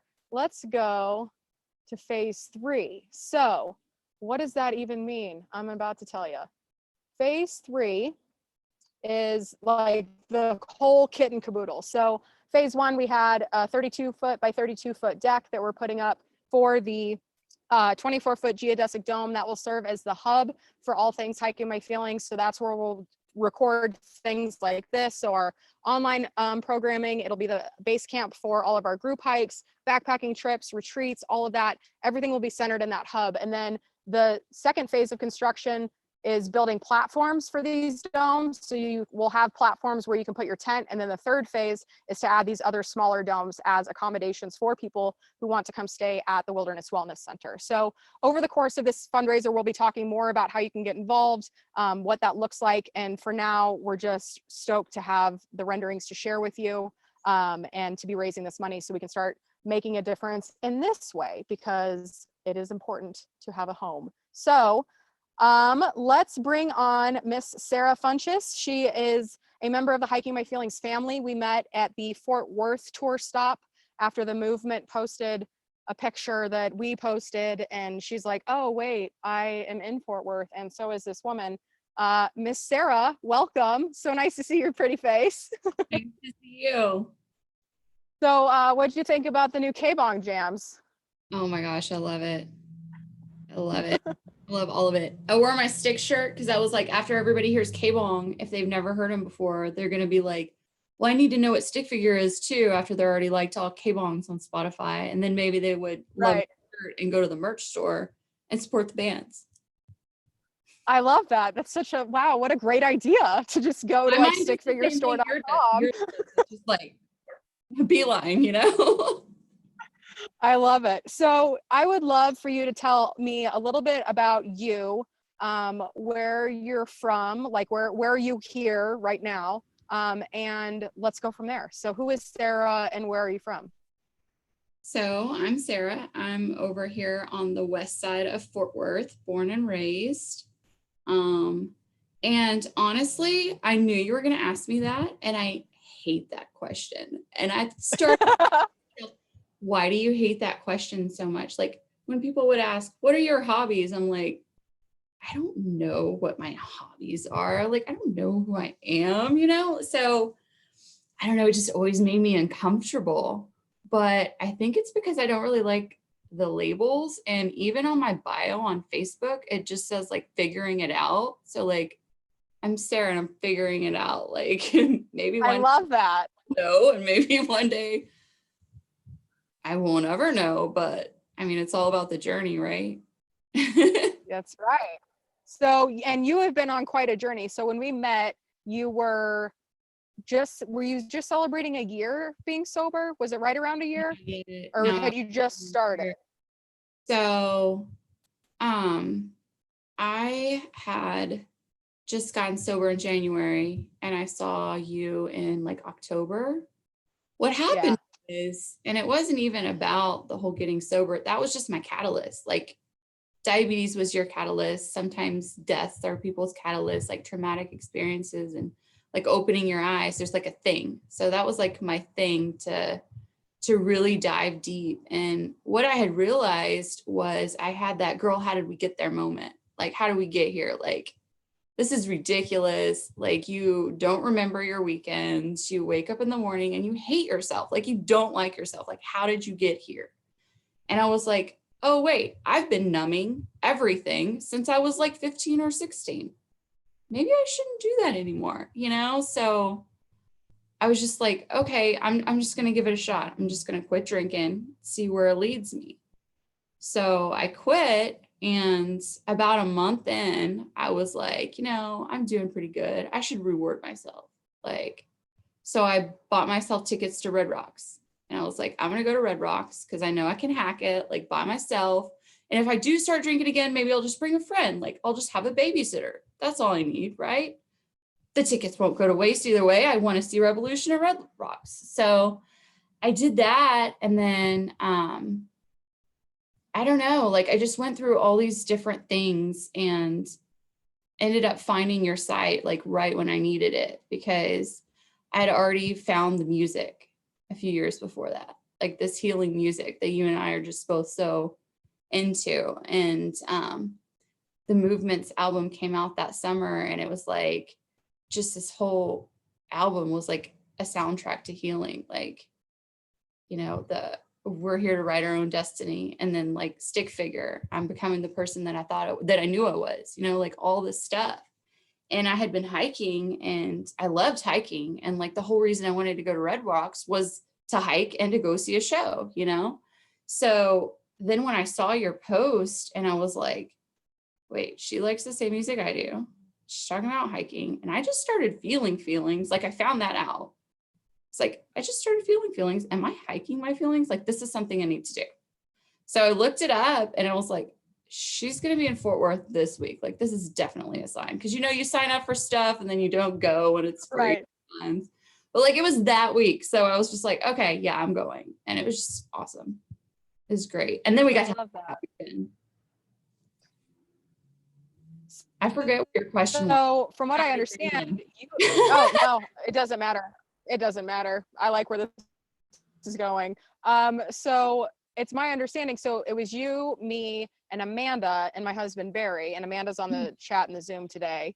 And from what I understand, you guys have like quite the little hiking scene happening, like reggae sisters, people who are into this healing music, and now you guys all hike together like on the regular, it sounds like. Tell me a little bit more about that. So after the hike together, me and Amanda kept in touch. Like we were already in the DFW reggae group, and had kind of like seen each other and like people you may know, but didn't really know each other.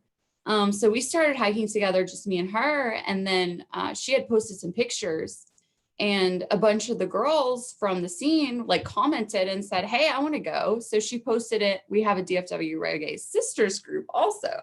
So she posted it in there, and they went on a hike. I couldn't make it that weekend, but they went. And then like when quarantine hit, I was a little bit lost at the beginning. Like, you know, everybody was so anxious and everything like that. I started just hiking like and running. I've never ran before. I started running every day, getting outside every single day. And I love that. a few pictures, and one of the girls reached out to me, and me and her ended up going. And then we posted, she was like, do we want to share our awesomeness with other people? Like, I like our time hiking, but should we share our awesomeness? And I'm like, yeah, let's get everybody on board. So we just all started going, and it's been great. Like the sisterhood is amazing. I love that. Mm-hmm. I love that so much. And it's so important too, to be able to have an outlet, like going to a concert and having like the crew. And that's one of the things, like, I love live music. I've loved live music for most of my life, but there is not another genre in the world that feels as much of a tight community with as much support and as much love as this like reggae roots SoCal surfer music vibe scene that we're in. And I love that you've found a way to still enjoy the music even though you were sober, because like going to a show and getting hammered is like it's a thing that people do, and it's fun. And to be able to still enjoy the music and to still find community through, even as a person who's now sober, that's got to be just like so refreshing. Because when I was first diagnosed with diabetes, I was like drinking a bottle of wine to myself every night. That's how I was dealing. Like I was just numbing. And there was a part of me that wondered, like, granted, that was a pretty solo activity. Like I was at home, like I wasn't going out to bars and drinking bottles of wine to myself, but there was a part of me that was like, I wonder if I'll be able to have fun if I don't drink anymore. And that was like a big part of my diabetes management was not drinking and then adjusting my life. And that's how hiking came up for me, was I need something that I can do where I can go move my body, something that's going to take up my time. So what's your favorite part about hiking and doing it with other people? Have you done solo hiking? Do you prefer to go by yourself, or do you like doing it with groups? I like to do both for sure. Like, Yeah. I really enjoy my own time and going by myself and just like taking a run around the neighborhood or going to my favorite little spots by myself. But it's also really nice to share it with people. I mean, the camaraderie is great. And I don't know, I like to give people other options rather than whatever the harmful things that they're doing. So like with sobriety, everybody always leans towards like the AA or the NA. Well, you don't have to do that. You can get out and you can go hiking, and that can be like your release. And you can also find other groups. Like I found SMART, and that's another thing that's really helped me in my sobriety. That community is just having an alternative to AA, NA.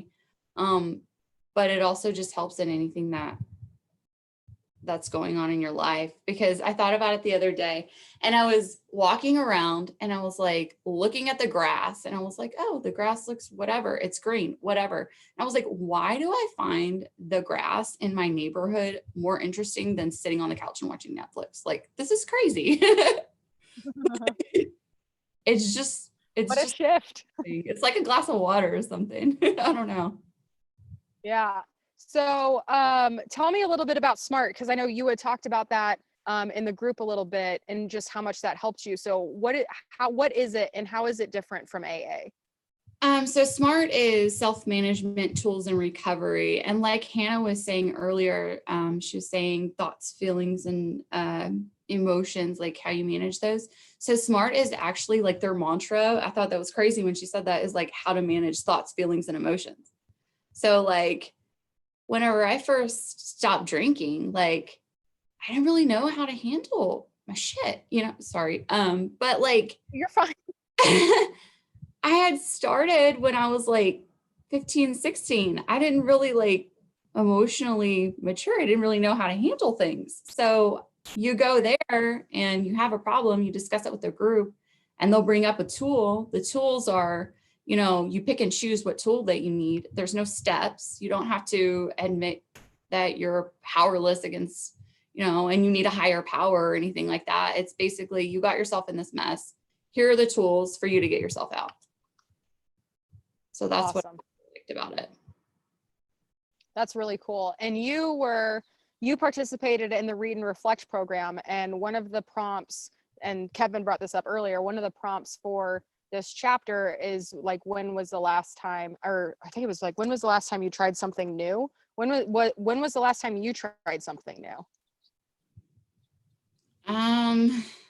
Most recently, or what I wrote about in the post. Oh, whatever. Yeah, you can do whatever you want. I think that this is really trying something new, like talking on YouTube. You're doing great, by the way. You're crushing it. And I was thinking earlier, I was like, this is just as scary as my open mic was. Like, in SMART, one of the things they teach you is to find a creatively, I always forget it. It's like creatively something habit, right? So something that will suck you in, right? So I was like, I'm going to learn how to play guitar, because that's what I used to like to do. I wanted to learn that as a kid, and now I'm going to learn it. So I got a guitar, and I decided to do an open mic 6 months after starting, which is crazy because I don't even practice that much. Like, so I went, and my sister went with me, and my little nephew went to cheer me on. And it was so nerve-wracking, just like this is right now, but I did it, and I felt great afterward, and I'm doing it now, and I feel great afterward. Like, I believe that everybody should put themselves in the positions, like, out of their comfort zone. So like, if you're not putting yourself out of your comfort zone, then what are you doing? You're going to stay the same. So you got to do things that scare you. Not like I love that.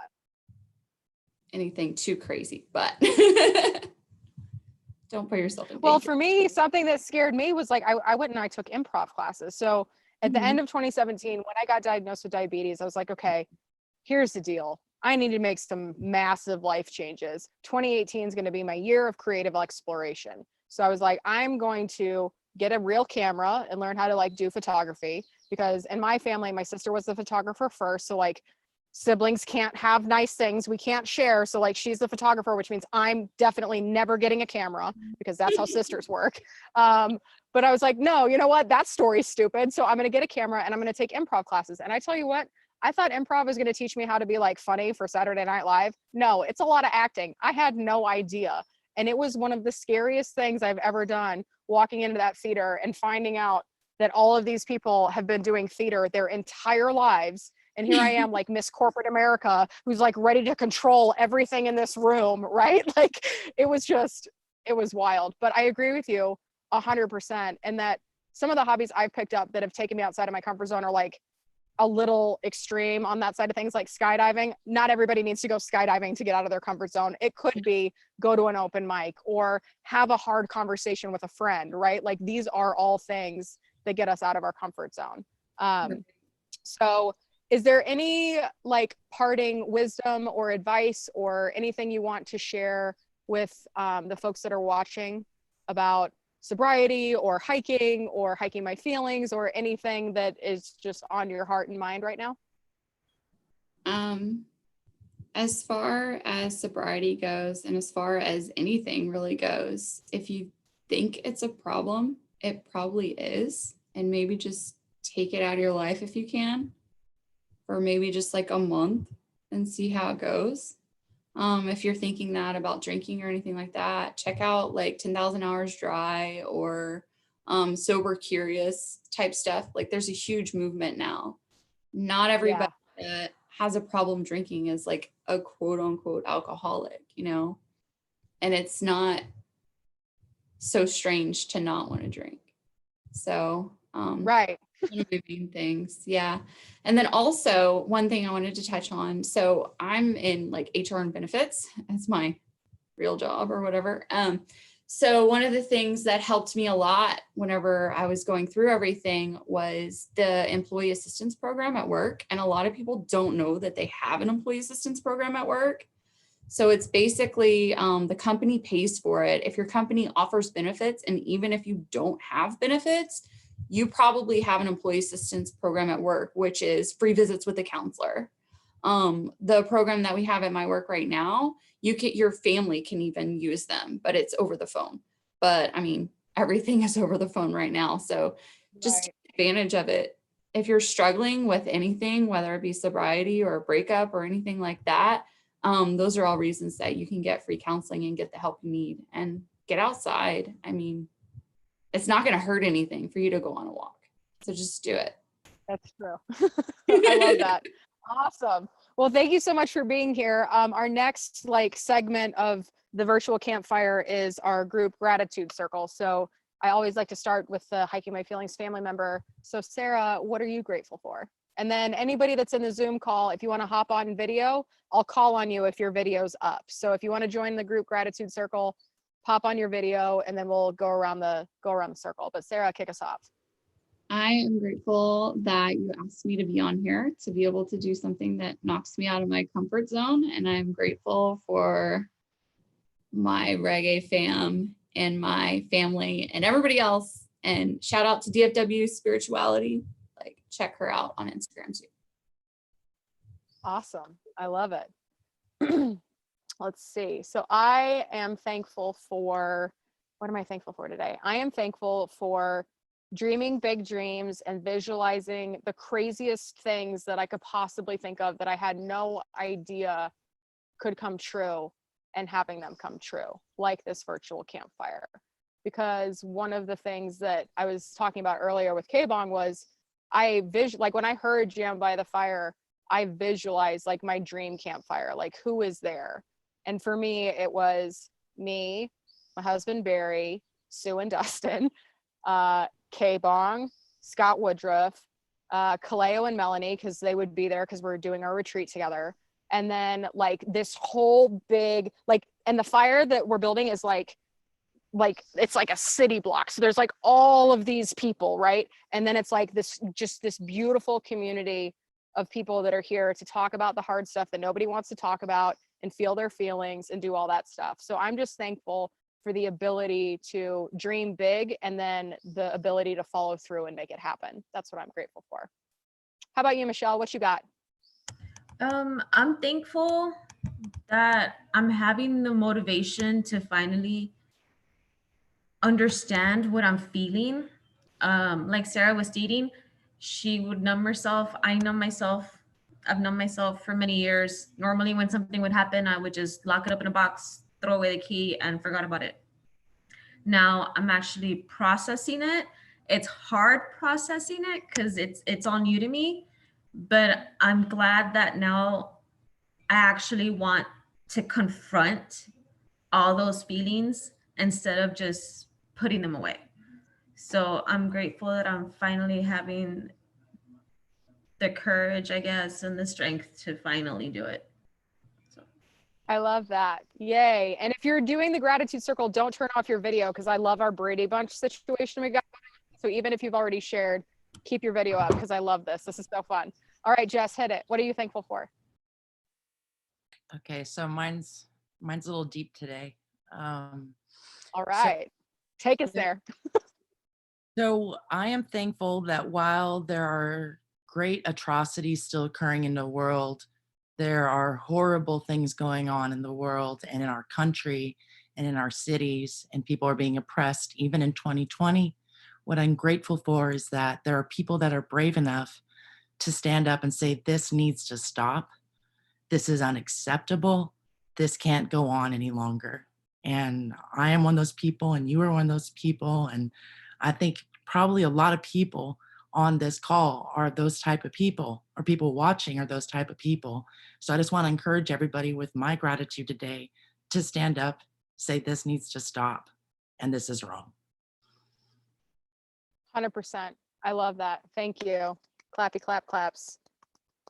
Yeah, I actually, before we take a minute, before we ask anybody else what they're grateful for, like, please keep putting on your videos if you want to participate, but I just want to take like 3 deep breaths in honor of the people that are no longer with us because of this horrific state sanctioned murder, which is what it is. So let's all just take some collective deep breaths. So on 3, let's go 1, 2, 3.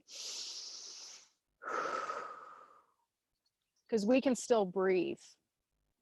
And that's not something that happens for everybody. In fact, George Floyd can't breathe. And he said that he can't breathe. And the people around him said he can't breathe. And that still happened. So let's do another deep breath for George Floyd and all the other people. Everyone, there's so many names. Ahmaud Arbery, everybody. Another deep breath. Thank you, Jess, for bringing that up. And thank you for using your gratitude in that way. I really appreciate it. Vicki, what you got?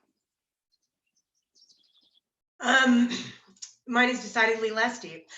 Today, I am grateful for my dog. I've had a little bit of a hard time in the last couple weeks. And when I'm thinking about when I'm joyful, I think about, playing with my dog on the bed or taking Sparkle for the walks. And I just get so much joy out of her. And so I am grateful for her.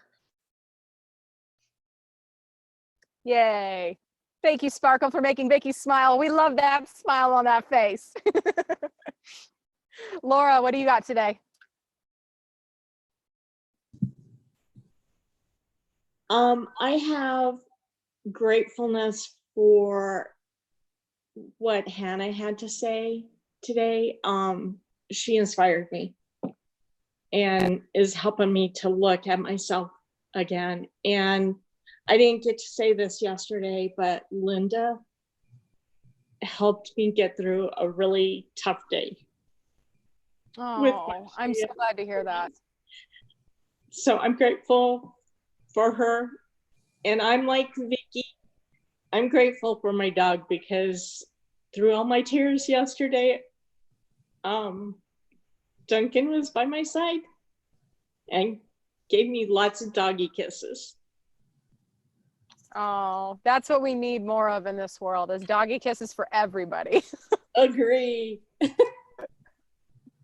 I'm so glad to see you here, Laura. Thank you so much for sharing. And Hannah, if you're on, feel free to pop on and share what you're thankful for. Kevin, if you want to share what you're thankful for as well. Jennifer, what are you thankful for today? I'm thankful for a platform like this through tough times so we can talk about these hard things and hear from other people. And I mean, I don't know any of you people, and it's a time that we really need to be having these conversations. And I was thankful that I can find a platform like this and just listen to people talk and share their stories. So thank you, everybody. Thank you. Amanda? Okay, there we go. Gosh, I'm thankful for a ton. And I think the most important thing is, even though we're so disconnected, I'm grateful for being insanely connected to some amazing, sparkly people. So that's I love that. Yeah. I'm thankful for your sparkly self in my life. So thanks for being thankful for sparkles, because I'm thankful for you. Woohoo! I wish it was brighter. I'd show you the sparkly ranch, but other time. All right, Mary, what you got? Nice to see your face. I'm glad you get to join us tonight.